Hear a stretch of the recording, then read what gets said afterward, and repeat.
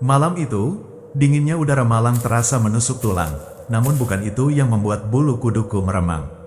Di hadapanku, Wisnu, sahabat karibku sejak SMP, terkapar tak bernyawa di lantai kamarnya.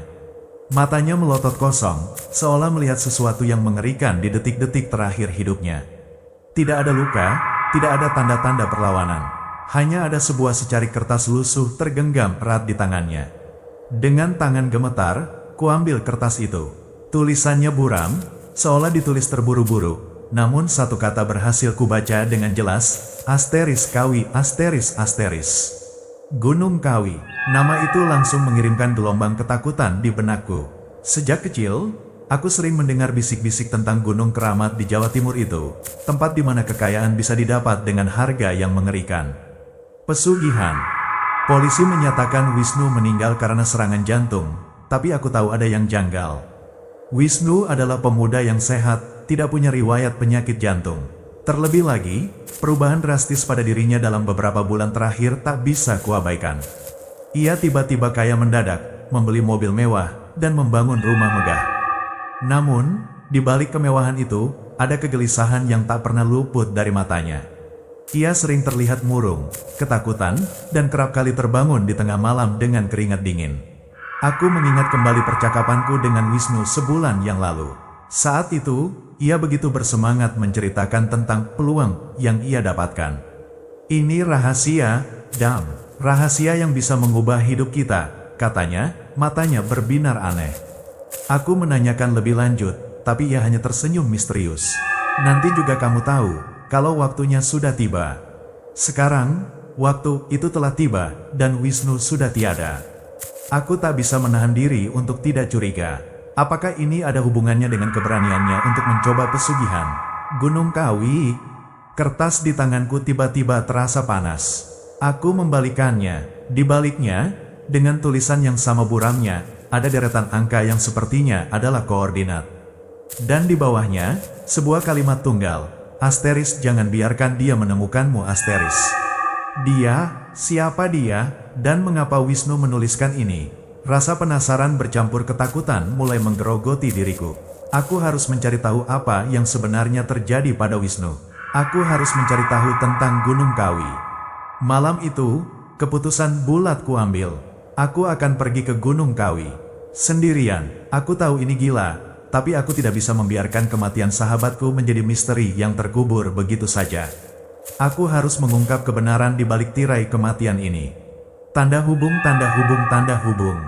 Perjalanan menuju Gunung Kawi terasa lebih berat dari yang kubayangkan. Setiap kilometer yang kutempuh seolah membawa masuk ke dimensi yang berbeda, di mana udara semakin pekat oleh aura mistis. Malang yang awalnya kuhuni, perlahan-lahan terganti oleh pemandangan pedesaan yang sunyi, dan kemudian, lereng-lereng gunung yang diselimuti kabut tipis. Sebelum berangkat, aku sempat mencari informasi tentang Gunung Kawi di internet. Hasilnya, campur aduk. Ada yang menyebutnya sebagai tempat ziarah yang sakral, namun tak sedikit pula yang mengaitkannya dengan praktik pesugihan hitam. Konon, ada makam keramat di puncak gunung yang menjadi pusat segala ritual, dan siapapun yang datang dengan niat buruk, akan menanggung risikonya sendiri. Keesokan harinya, aku tiba di kaki Gunung Kawi, di sebuah desa kecil yang tampak sepi. Beberapa warga yang kutanyai tentang Wisnu, hanya menggelengkan kepala atau menatapku dengan pandangan aneh. Seolah-olah nama Wisnu adalah tabu di tempat ini. Aku memutuskan untuk mengikuti koordinat yang tertulis di kertas Wisnu. Jalan setapak yang kumulai terasa sempit dan licin, diapit oleh pohon-pohon besar yang rimbun, seolah-olah tangan-tangan raksasa sedang menutupi jalanan. Suara-suara serangga hutan dan desiran angin menjadi satu-satunya melodi yang mengiringi langkahku. Semakin jauh aku melangkah, semakin kuat pula perasaan tidak nyaman yang merayapi diriku. Setelah berjalan hampir 2 jam, aku tiba di sebuah area yang tampak lebih terbuka. Di sana, di tengah pepohonan yang menjulang tinggi, kulihat sebuah bangunan tua, seolah-olah ditinggalkan begitu saja. Bentuknya tak lazim, lebih mirip kuil kuno daripada rumah biasa. Jendela-jendela tanpa kaca, dan pintu yang terbuat dari kayu tebal, nampak sudah lapuk dimakan usia. Inikah tempatnya? Aku melangkah mendekat, jantungku berdegup kencang. Udara di sekitar bangunan ini terasa lebih dingin. dan ada bau aneh yang menyeruak, seperti bau tanah basah bercampur aroma kemenyan yang samar. Di dinding luar bangunan, kulihat ukiran-ukiran aneh yang belum pernah kulihat sebelumnya, berbentuk simbol-simbol tak dikenal. Dengan ragu, aku mendorong pintu kayu yang sudah lapuk itu. Suara deritannya memecah kesunyian. Bagian dalam bangunan gelap gulita. Hanya ada sedikit cahaya yang masuk dari celah-celah di atap. Aku mengeluarkan ponsel dan menyalakan senternya. Yang kulihat di dalam membuatku terkesiap. Dinding-dindingnya penuh dengan gambar-gambar serupa ukiran di luar, namun kali ini lebih detail dan menyeramkan. Ada sosok-sosok mengerikan dengan mata merah menyala, melayang di antara tumpukan tulang belulang. Di tengah ruangan, sebuah meja batu besar, di atasnya terdapat sisa-sisa sesajen yang sudah mengering. Dan kemudian, mataku menangkap sesuatu di sudut ruangan. Sebuah kotak kayu kecil, di bawah tumpukan kain usang. Dengan tangan gemetar, kuambil kotak itu. Di atasnya, sebuah ukiran yang sama dengan yang ada di kertas Wisnu, Kawi. Kubuka kotak itu, isinya bukan permata atau uang, melainkan sebuah jimat kuno yang terbuat dari kulit binatang, berbau amis dan dihiasi rajah-rajah mengerikan. Dan di bawah jimat itu, ada sebuah buku catatan kecil dengan sampul hitam polos. Aku membuka buku catatan itu. Tulisan tangannya familiar. Itu tulisan tangan Wisnu. Asteris, aku tahu aku tidak punya banyak waktu. Dia menginginkan lebih. Dia tidak akan pernah melepaskanku. Aku mencoba kabur, tapi sia-sia. Jimat ini, aku harap bisa melindungimu, Dam. Jangan pernah datang ke sini. Jangan pernah ikut campur. Tinggalkan saja, selamatkan dirimu. Tulisan itu terhenti tiba-tiba, seolah Wisnu tak punya waktu lagi untuk melanjutkan. Bulu kuduku merinding hebat. Wisnu tahu dia akan mati. Dia tahu dia akan datang. Dan yang paling mengerikan, dia meninggalkan jimat ini untukku. Mengapa? Apa yang sebenarnya terjadi di sini? Tiba-tiba, suara deritan pintu terdengar. Jantungku serasa ingin lepas dari dadaku. Aku tidak sendiri. Tanda hubung, tanda hubung, tanda hubung. Suara deritan pintu itu menusuk keheningan, menggema di dalam bangunan tua. Panik melanda diriku. Aku segera mematikan senter ponselku, berharap kegelapan akan menyamarkanku. Napas tercekat di tenggorokanku, dan jantungku berdegup kencang tak beraturan. Langkah kaki terdengar pelan, menyeret, mendekat. Aku menahan napas, mencoba mengatur detak jantungku agar tidak terlalu berisik. Dalam gelap, aku mencoba mencari tempat bersembunyi. Mataku menangkap bayangan lemari kayu reyot di sudut ruangan. Dengan gerakan sehati-hati mungkin, aku merangkak ke sana dan bersembunyi di baliknya.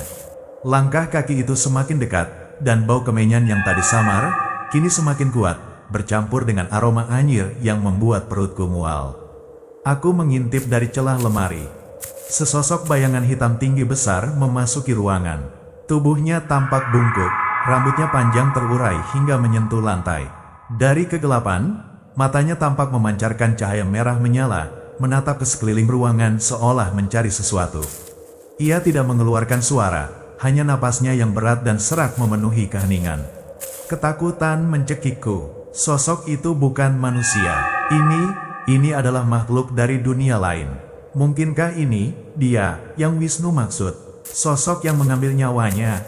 Sosok itu bergerak menuju meja batu di tengah ruangan. Aku melihatnya membungkuk, seolah sedang mengambil sesuatu.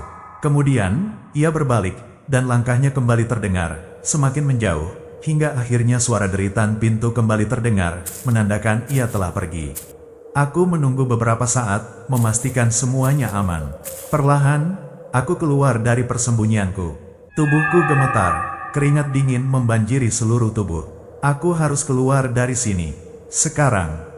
Namun, saat aku hendak melangkah, mataku kembali tertuju pada meja batu. Ada sesuatu di sana yang sebelumnya tidak kulihat. Sebuah batu hitam kecil, pipih, dengan ukiran serupa simbol-simbol di dinding. Aku teringat jimat di tangan Wisnu. Apakah ini ada hubungannya? Aku ragu sejenak, namun rasa penasaran mengalahkan ketakutanku. Aku meraih batu itu, dingin dan licin. Saat telapak tanganku menyentuhnya, sebuah bisikan samar tiba-tiba terngiang di telingaku, seolah datang dari balik kabut. Pulanglah, sebelum terlambat. Suara itu pelan, namun jelas. Bisikan itu bukan berasal dari luar, melainkan dari dalam kepalaku. Siapa yang membisikkan itu? Apakah ada yang mencoba memperingatkanku? Aku menggenggam batu itu erat dan segera berbalik. Aku harus pergi, sekarang. Dengan langkah tergesa-gesa, aku meninggalkan bangunan tua itu. Cahaya matahari sudah mulai redup, digantikan oleh kegelapan yang merayap. Aku tahu aku tidak boleh terlalu lama di sini. Dalam perjalanan turun, bisikan itu kembali terdengar. Kali ini lebih jelas dan lebih menakutkan. Kau telah membangunkan sesuatu yang seharusnya tetap tertidur.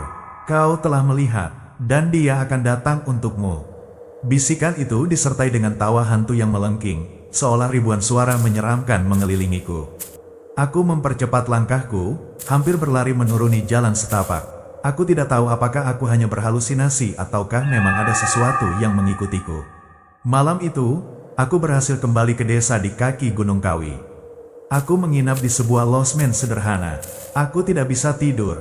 Bayangan sosok hitam dan bisikan-bisikan gaib itu terus menghantui. Jimat Wisnu dan batu hitam kecil itu kuletakkan di samping bantal. Aku tahu aku telah melakukan kesalahan. Aku telah melanggar batas, memasuki wilayah yang seharusnya tak disentuh. Dan kini, aku merasa dia asteris akan datang. Sama seperti Wisnu. Tanda hubung. Sejak malam di bangunan tua itu, hidupku berubah menjadi neraka. Bisikan-bisikan gaib tak pernah berhenti menghantuiku. Kadang terdengar samar, kadang begitu jelas seolah ada yang berbisik tepat di telingaku. Aku merasa diawasi setiap saat, bahkan saat aku kembali ke Malang. Jimat Wisnu dan batu hitam itu selalu kubawa. Aku tak tahu mengapa, tapi entah bagaimana, aku merasa kedua benda ini terhubung dengan apa yang terjadi padaku. Aku mencoba mencari tahu makna ukiran di batu hitam itu, tapi tak ada satupun buku atau situs internet yang bisa memberiku petunjuk. Beberapa hari setelah kembali, hal-hal aneh mulai terjadi di sekitarku. Lampu-lampu di rumah sering mati sendiri, benda-benda kecil berpindah tempat, dan aku sering mencium bau kemenyan atau anyir darah yang tiba-tiba muncul lalu menghilang. Aku mencoba meyakinkan diriku bahwa itu hanya imajinasiku, akibat kelelahan dan ketakutan. Tapi jauh di lubuk hatiku, aku tahu ini nyata. Puncaknya terjadi semalam. Aku sedang tertidur pulas, saat tiba-tiba aku terbangun karena kedinginan yang menusuk. Selimutku terlepas, mataku terbelalak melihat siluet hitam berdiri di ujung ranjangku. Tinggi, bungkuk, dengan mata merah menyala. Dia, napasnya yang berat dan serak mengisi ruangan, suaranya seperti geraman yang dalam. Aku mencoba berteriak, tapi suaraku tercekat di tenggorokanku. Aku mencoba bergerak, tapi tubuhku kaku, seolah lumpuh. Sosok itu perlahan mendekat, semakin dekat, hingga wajah mengerikannya hanya berjarak beberapa inci dari wajahku. Mata merahnya menatapku tajam, seolah menembus jiwaku. Bau amis dan anyir darah semakin kuat. Kemudian, sebuah suara dingin, berat dan mengerikan menggema di kepalaku. Kau telah melihat, kau telah mengambil, dan kini, kau akan merasakan. Tiba-tiba, aku merasakan sakit yang luar biasa di pergelangan tanganku. Aku melihat sosok itu memegang tanganku, dan cengkeramannya terasa membakar. Lalu, kurasakan sesuatu yang tajam menoreh kulitku. Rasa perih yang amat sangat membuatku terbangun dengan napas terengah-engah. Aku duduk tegak di tempat tidur, tubuhku gemetar hebat. Keringat dingin membanjiri seluruh tubuhku. Aku menyentuh pergelangan tanganku. Ada goresan panjang, merah, dan masih sedikit berdarah. Ini bukan mimpi. Sosok itu nyata. Dia telah melukaiku. Aku tahu aku tidak bisa lagi menghindar. Aku harus menghadapi ini. Aku harus menghentikan ini. Aku teringat buku catatan Wisnu. Dia tidak akan pernah melepaskanku. Dan sekarang, dia tidak akan melepaskanku. Dengan tangan gemetar, aku meraih jimat Wisnu dan batu hitam itu. Aku merasa ada koneksi yang kuat antara aku, kedua benda ini, dan dia. Aku harus kembali ke Gunung Kawi. Mungkin di sanalah aku akan menemukan jawaban, atau mungkin akhir dari segalanya. Aku tahu ini adalah keputusan paling gila yang pernah kubuat. Tapi apalagi yang bisa kulakukan? Tinggal di rumah hanya akan menunggu kematian. Aku harus mencari tahu apa yang diinginkan dia, dan bagaimana menghentikannya. Aku tidak akan menyerah begitu saja. Aku akan melawan. aku akan mengungkap asteris-asteris kutukan darah asteris-asteris ini. Rasa takut bercampur nekat mendorongku kembali ke Gunung Kawi. Kali ini, aku tidak pergi sendirian. Aku menghubungi Mbah Kerta, seorang kuncen tua yang pernah diceritakan Wisnu. Wisnu pernah bilang, jika ada masalah spiritual, Mbah Kerta adalah orang yang bisa diandalkan. Aku tidak tahu mengapa Wisnu tidak menemuinya saat dia dalam masalah, tapi aku berharap Mbah Kerta bisa memberiku petunjuk. Mbah Kerta tinggal di sebuah gubuk kecil yang tersembunyi di lereng gunung, jauh dari keramaian desa. Rambutnya putih semua, wajahnya dipenuhi kerutan, namun matanya memancarkan kebijaksanaan yang mendalam. Aku menceritakan semua yang terjadi padaku, mulai dari kematian Wisnu, penemuan buku catatan dan jimat, pertemuanku dengan sosok hitam, hingga luka di pergelangan tanganku. Mbah Kerta mendengarkan dengan tenang, sesekali mengangguk.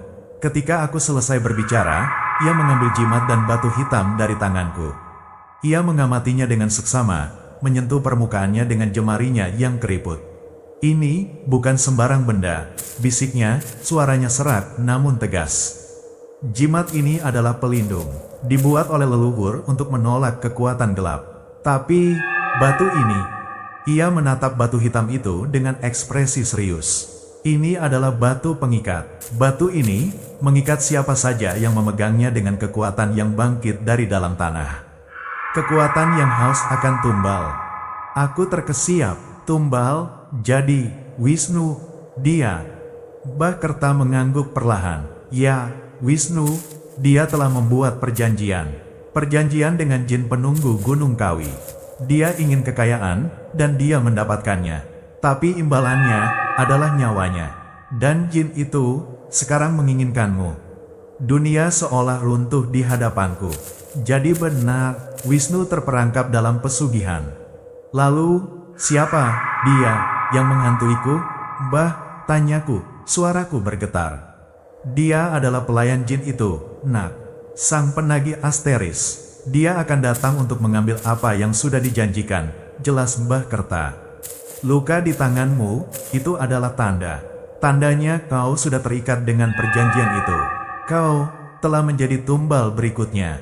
Rasa dingin menjalar ke seluruh tubuhku. Aku akan menjadi tumbal, sama seperti Wisnu. "Ada cara, Mbah? Ada cara untuk menghentikannya?" tanyaku putus asa. Mbah Kerta memejamkan mata sejenak, lalu membukanya. "Ada, tapi risikonya besar. Kau harus kembali ke tempat di mana kau menemukan batu ini. Di sana, di tengah kegelapan, kau akan menemukan sebuah altar. Kau harus melakukan ritual pengembalian Tirta Asteris. Mengembalikan energi perjanjian ke asalnya." "Pengembalian Tirta, apa itu?" "Tirta adalah air kehidupan, Nak. Dalam konteks ini, Tirta adalah energi yang mengikat perjanjian. Dengan mengembalikannya, kau memutuskan ikatanmu dengan jin itu. Tapi, ada satu hal yang harus kau ingat," kata Mbah Kerta, menatapku tajam. "Jin itu tidak akan suka. Ia akan melakukan segalanya untuk menghentikanmu. Dan kau harus melakukannya sebelum fajar menyingsing. Jika tidak, kau akan terperangkap selamanya." Mbah Kerta memberiku beberapa ramuan herbal dan sebilah keris kecil. "Ini untuk melindungimu. Jangan lepaskan keris ini dari tanganmu. Dan jangan pernah, sekalipun, menoleh ke belakang saat ritual sedang berlangsung." Aku menatap keris itu. Terukir simbol-simbol kuno yang sama dengan yang kulihat di bangunan tua itu. Aku tidak mengerti banyak tentang spiritual, tapi aku percaya Mbah Kerta. Ini adalah satu-satunya kesempatanku. Malam itu, di bawah cahaya bulan sabit yang tipis, aku kembali mendaki ke bangunan tua itu. Kali ini, rasa takutku jauh lebih besar, namun ada secercah harapan. Aku akan menghadapi dia. Aku akan memutuskan asteris-asteris titah leluhur asteris-asteris yang membelengguku. Udara malam di Gunung Kawi terasa menusuk, seolah alam turut menentang langkahku. Setiap hembusan angin membawa bisikan-bisikan tak terlihat, mengolok-olok keberanianku yang semu. Aku tiba di bangunan tua itu, jantungku berdegup kencang seolah ingin lepas dari rongganya. Kali ini, tidak ada lagi jejak-jejak persembunyian. Aku harus menghadapinya. Dengan senter ponsel sebagai penerangan satu-satunya, aku masuk ke dalam bangunan. Aura seram dan bau anyir semakin pekat. Aku melihat sekeliling, mencari altar yang Mbah Kerta maksud. Akhirnya, di balik tumpukan batu, aku menemukan sebuah ceruk kecil yang tersembunyi. Di dalamnya, sebuah wadah tanah liat kuno yang kosong. Inilah altar untuk pengembalian Tirta Asteris. Aku meletakkan jimat Wisnu dan batu hitam itu di samping wadah. Aku mengeluarkan ramuan herbal yang diberikan Mbah Kerta. Aku mencoba mengingat semua instruksi yang diberikan Mbah Kerta. Fokus, jangan goyah, jangan menoleh ke belakang.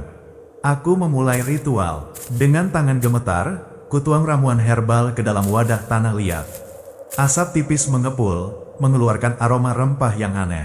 Aku mulai merapalkan mantra yang diajarkan Mbah Kerta. Suara yang keluar dari mulutku bergetar. Saat aku merapalkan mantra, suara-suara aneh mulai terdengar. Desiran angin kencang di luar, lolongan panjang yang entah dari mana asalnya, dan bisikan-bisikan yang semakin kuat, seolah ribuan suara tanpa wujud mengelilingiku. Aku tahu itu adalah ulah. Dia mencoba menggangguku, mencoba mematahkan fokusku. Aku merasakan hawa dingin yang luar biasa menusuk punggungku.